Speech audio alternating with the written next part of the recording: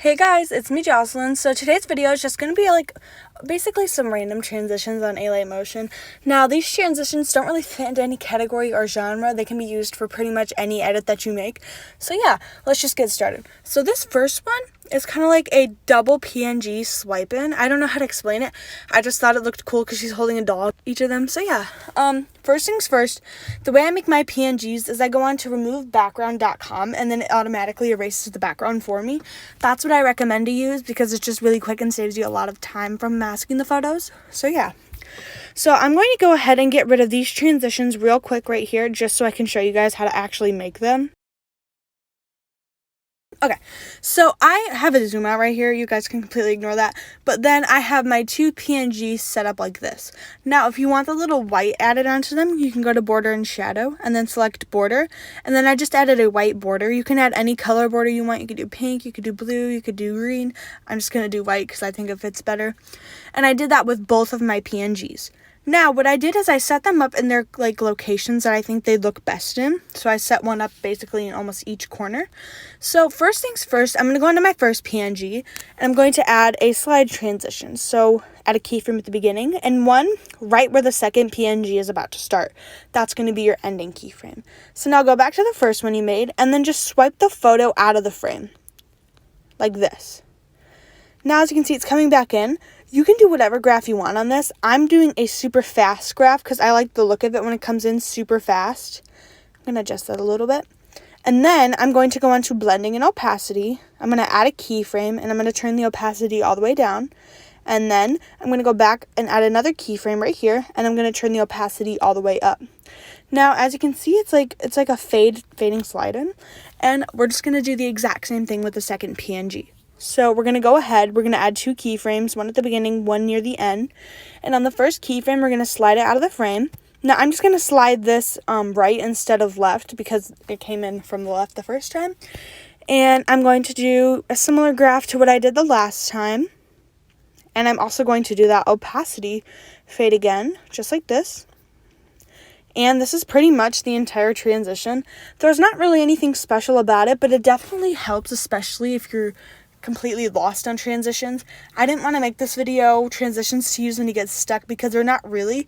These are just kind of fitting into random categories, so yeah.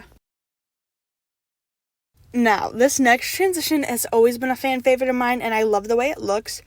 It's kind of like this bouncy fade in up here with spectacle map.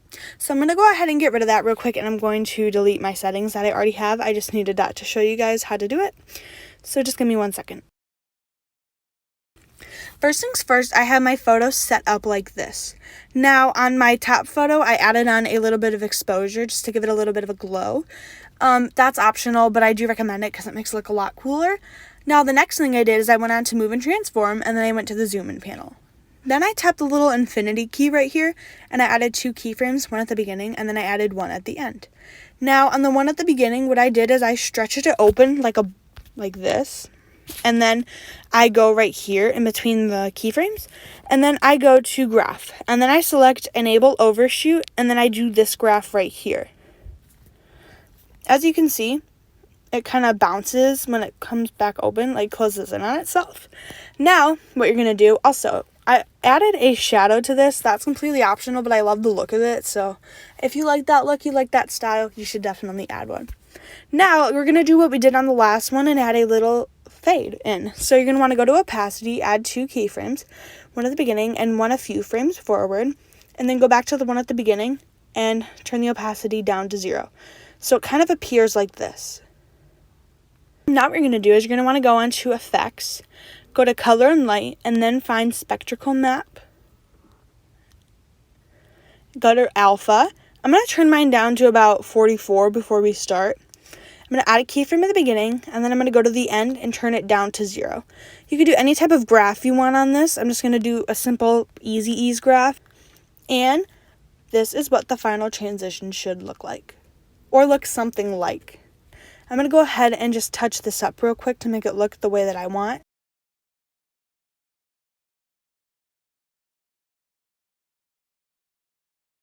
For this next transition, it is basically a cube pop-up.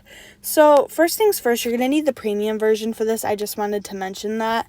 I did add on that same spectacle map effect that I did in the last transition, so just like a little heads up.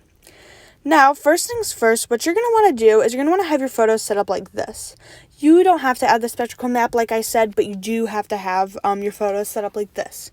So now what I did is I went to the zoom in panel and I added 2 keyframes, one at the beginning and one at the end.